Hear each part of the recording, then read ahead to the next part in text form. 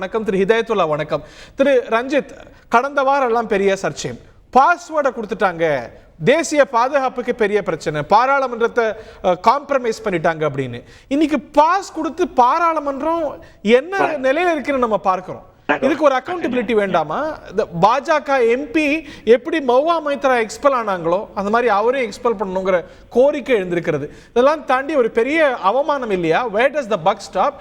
உள்துறை அமைச்சகத்துடைய தோல்வி இல்லையா? உள்துறை அமைச்சர் நாட்டுக்கு விளக்க வேண்டாமா இதை பத்தி? அதாவது முழுமையான விசாரணை அடைஞ்சதுக்கு அப்புறம் தான் உள்துறை அமைச்சர் வந்து உரிய விளக்கம் கொடுக்க முடியும். இவர்கள் முன்முடிவு பாருங்க, நல்ல வேலை அந்த மதம் இல்ல, நல்ல வேலை இந்த மதம் இல்ல, நல்ல வேலை அது இதுன்னு சொல்றாங்க தவிர இப்ப பாஜக ஒட்டுமொத்த இஸ்லாமியர்களுக்கு எதிரானது அப்படிங்கிற மாதிரி ஒரு பிம்பம் உருவாக்குறாங்க. அப்ப ஒட்டுமொத்த இந்துக்களும் பாஜக தான் ஆதரிக்கிறாங்களா அப்படிங்கிற ஒரு கேள்வி எழுது. இப்ப பாஜக முகமதுகள் இருக்காங்க, இப்ராஹிம் இருக்கிறாங்க, முக்தார் அப்பாஸ் நபி இருக்காங்க. ஏன் இது ஒரு பொலிட்டிக்கல், ஏன் பொலிட்டிக்கல் டிபேட்டா மாத்துறீங்க? அதுல கோர் क्वेश्चंस கொள்ளுவாங்க. இல்ல அதுதான் சொல்றேன். அவர் சொல்றாங்க இல்லையா, இது நல்ல வேலை அந்த மதம் இல்ல, நல்ல வேலை இந்த மதம் இல்லைன்னு. பாஜக எத்தனை இஸ்லாமியர்கள் இருக்காங்க. அவர் எந்த மதத்தோட பேரையும் எடுக்கல. அவர் எந்த திரு சரவணன் தான் மத பேர் எடுத்தீங்க. இந்த மதம் அந்த மதம் சொன்னாரு, நல்ல வேலை அந்த மதம் இல்ல தானே சொன்னேன். அதுதான் சொல்றேன். அதான் நீங்க இன்சினுவேட் பண்றீங்க. எந்த மதத்தை சார்ந்தவங்க தப்பு செஞ்சாலும், எந்த மதத்தை சார்ந்தவங்க தப்பு செஞ்சாலும் சரி, அது கௌரா இருந்தாலும் சரி, இல்ல சிந்தேவா இருந்தாலும் சரி, யாரா இருந்தாலும் கர்மாவா இருந்தாலும் சரி, அதுல வந்து நடவடிக்கை எடுக்கணும்ன்ற மாற்றுக்கிறது இல்லை. அவங்க என்ன சித்தாந்த பின்பற்ற வராங்க, என்ன நோக்கத்தோட வராங்கன்றா. மனுஷங்கிற ஐயங்கிறதுனால நாங்க வந்து அவர் இழத்துக்கோம் அப்படின்னு யாரும் சொல்லல. அப்படின்னு சொல்லக்கூடிய கருத்துக்கள் வந்து நம்ம டைக்ரஸ் பண்ணி போறோம். சித்தாந்த என்ன சித்தாந்தத்தை கொண்டது, என்ன நோக்கத்துக்காக வராங்க அப்படிங்கிறதா செக்யூரிட்டி பிரீச் நடந்திருக்கு அப்படிங்கிறது உண்மைதான். ஆனா இது வந்து பார்த்தோம்னா ஒரு பெரிய தாக்குதல் ஏற்படாத அளவுக்கு தடுத்திருக்காங்க அப்படிங்கிறதான். ஏன்னா இன்னைக்கு வந்து தடுத்திருக்காங்க. யார் தடுத்தாங்க? இல்ல அந்த நபர் அந்த நேரத்துல ஏதோ ஒரு ஸ்மோக் வெளியிட்டாரு, அது பாய்சனஸ் கேஸா இருந்தா யார் தடுத்தா? இல்ல அது தெய்வாதீனமா ஏற்படல, அதிர்ஷ்டவசமா ஏற்படல.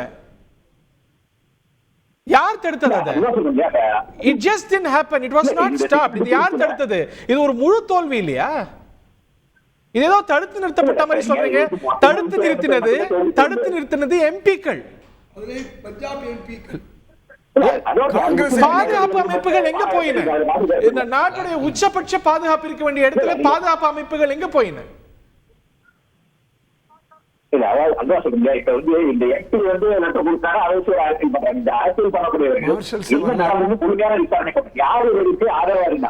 இல்லங்க, அரசியல் படம் தான் புரியல, கேள்வி கேட்க மாட்டாங்களா?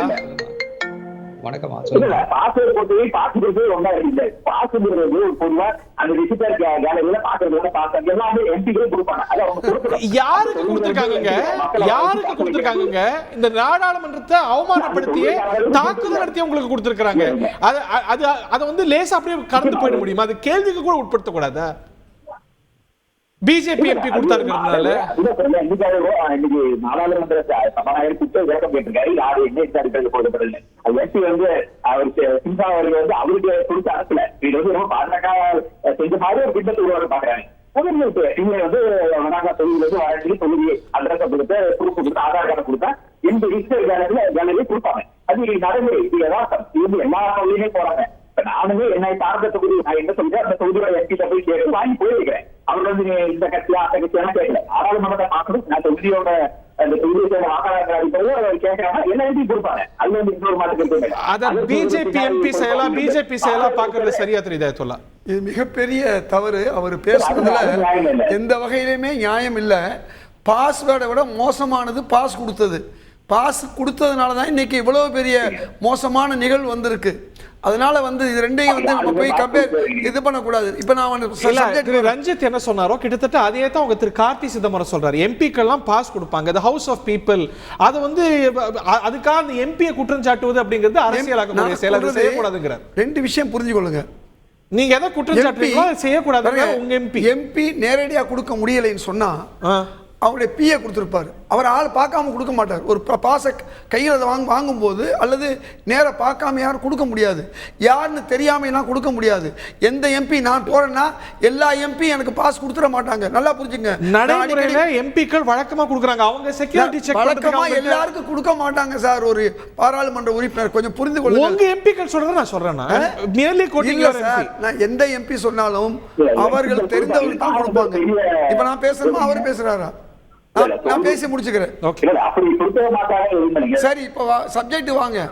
இப்ப பிரச்சனை என்னன்னு சொன்னா, இதே எதிர்க்கட்சியாக இருந்தால், சரவணன் கேட்ட கேள்வி கொஞ்சம் யோசிச்சு பாருங்க. எதிர்க்கட்சியாக இருந்தால் இன்னைக்கு அமித்ஷா பேசியிருப்பாரா இல்லையா? திரு மோடி அவர்கள் வந்து தொலைக்காட்சியில் பேசியிருப்பாரா இல்லையா? ஏன் பேசலை? அதை பற்றியே பேசல. எவ்வளோ பெரிய விஷயம் இது. ஏற்கனவே 2001 இதே தான் தாக்குதல் நடந்துச்சு.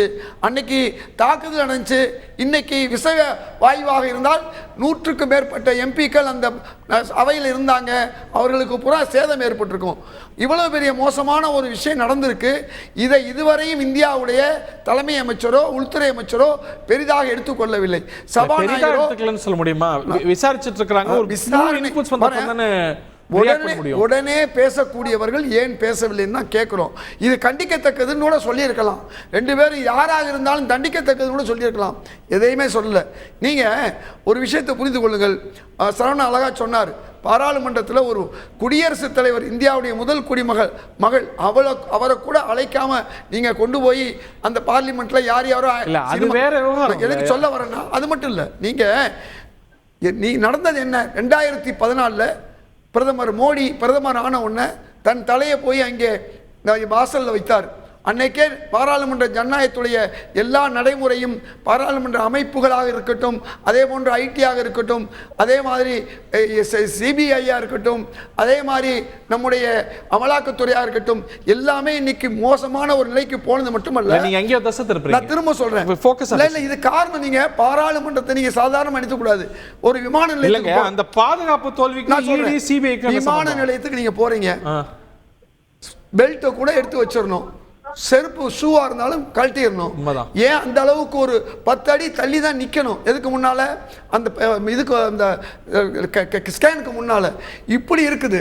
நான் பார்லிமெண்ட்டுக்கு அடிக்கடி போறேன். 2 வட்டம் பாராளுமன்ற கட்டடத்துக்கு போறதுக்கு முன்னால வெளிவட்டத்திலிருந்து உள்ள போறதுக்கே கடுமையான பாதுகாப்பு நடைமுறைகள் உண்டு. அதை தாண்டி நீங்க உள்ள பாஸோட போகும்போது 3 கட்ட பாதுகாப்பு, ஒவ்வொரு பாதுகாப்பு, இறுதியாக ஒவ்வொரு இடமா பிதிக்கி எடுப்பாங்க. ஒரு சீப்பை நீங்க கொண்டு போக முடியாது, ஒரு பேப்பர் கொண்டு போக முடியாது. இப்படிப்பட்ட ஒரு சூழல்ல எப்படி இதை அலோவ் பண்ணாங்க? இந்த கேள்வி வந்து பொதுமக்கள் எழுப்ப மாட்டாங்களா?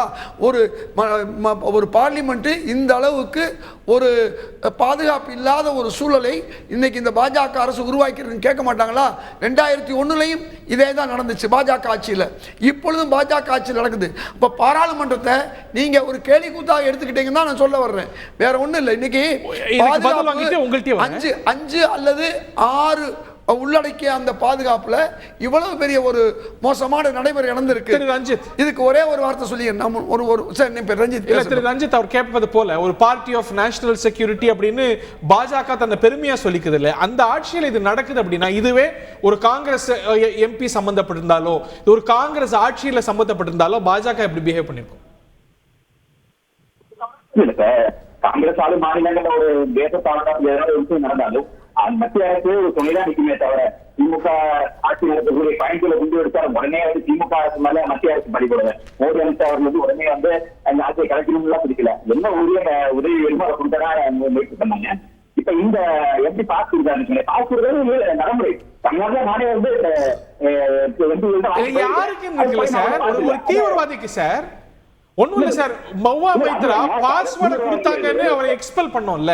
இவர் பாஸ் யாருக்கு கொடுத்திருக்காருன்னா, இந்த எம்பி பிஜேபி எம்பி யாருக்கு கொடுத்திருக்காருன்னா, நாட்டின் மீது, நாட்டுடைய கோவில் மீது தாக்குதல் நடத்தியவருக்கு பாஸ் கொடுத்திருக்காரு.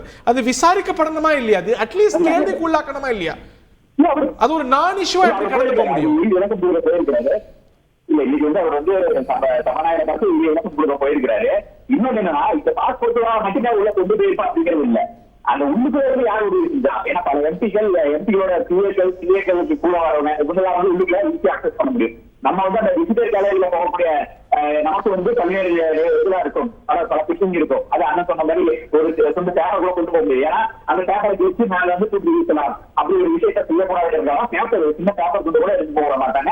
எந்த ஒரு சின்ன ஒரு பொருள் எல்லாமே வெளியே வச்சுதான் போகணும். ஒரு பத்து ஒரு எந்த ஒரு சின்ன பொருளுக்கும் எடுத்து போக முடியாது. ஆனா இதே வந்து இப்ப எம்பிகளோட போகக்கூடியவங்களுக்கு வந்து அந்த வாய்ப்புகள் இருக்கு. அவருக்கு எல்லாத்தையுமே எடுத்து போவாங்க. ஏன்னா எம்பி உதவியா இருக்கும் போது அந்த கையில் எடுத்து போவாங்க. அவங்க டாக்குமெண்ட் பேசுவாங்க, எல்லா லேப்டாப்ல எடுத்து போவாங்க. அப்ப இது உண்மை யாரு இருந்தாங்க வந்து முழுமையா விசாரிக்கணும். அவங்க பாஜக எம்பி செஞ்சிருந்தாலும் தண்டிக்கப்படணும். பாஜக எம்பி செஞ்சுட்டாரு, அதனால அது தப்பு யாரும் சொல்ல முடியாது. ஆனா இந்த காசு கொடுத்ததுக்காக மட்டுமே அந்த பாஜக எம்பி வந்து ஏதோ தீவிர உதவி செய்யற மாதிரி ஒரு பிம்பத்தை உருவாக்குறது நிச்சயமா ஏற்க முடியாது. உங்க கூட்டணி தலைவர்களே கூட சொல்றாங்க, இந்த கருத்தை உங்க கூட்டணி தலைவர்களே கூட சொல்றாங்க. அது வந்து ஒரு உள்நோக்கத்தோட பார்க்க முடியாது. அன்டில் அது வந்து உள்நோக்கத்தோடு செஞ்சிருந்தால் ஒழிய அது வந்து எம்பி தான் காரணம் அப்படின்னு. உள்நோக்கமா இல்ல என்பது எப்ப தெரியும்? அது விசாரணைக்கு பிறகுதான் தெரியும். இது உள்நோக்கமா இல்லையாங்கிறது தெரியும். அது மட்டும் இல்லை, இன்னைக்கு பாஜக எம்பிக்கள் பாராளுமன்றத்தில் நடந்த போது ஓடி இருக்கிறார்கள். காங்கிரஸ் எம்பிகளும் மற்ற எம்பிக்கள் தான் இங்க நின்று இந்த வேலையை செஞ்சிருக்காங்க, அவரை பிடித்திருக்காங்க. வீடியோ பார்த்திருப்பீங்க, பேசிட்டு இருந்தவர் பிஜேபி எம்பி. நீங்க ராகுல் காந்தி இருந்த இருக்கைக்கு அருகே தான் இவ்வளவு நடந்திருக்கு. நான் கேட்கிறேன், நீங்க பாராளுமன்ற கட்டடம் கட்டும் போது முந்தன கட்டடத்துல எவ்வளவு பாதுகாப்பு இருந்துச்சு? முந்தன பாராளுமன்றத்துக்குள்ள நான் போயிருக்கேன். இந்த பாராளுமன்றத்துக்குள்ள நான் போக முடியல. ஒரு விஷயத்தை நான் சொல்றேன், பாராளுமன்றத்துக்குள்ள இவ்வளவு உயரத்துல மாடம் இருக்கும். இங்க எப்படி இருக்கு தெரியுமா? மிக எளிதாக கீழே குதிக்கிற அளவுக்கு ஒரு மாடத்தை 10-12 அடியில இருக்கு. ஆமா, இதை உருவாக்கி இருக்காங்க இல்லையா? இதை பார்த்து இந்த அளவுக்கு ஒரு பிளான் பண்ணி செஞ்சிருக்காங்க. நிச்சயமா நிறைய பாடத்தை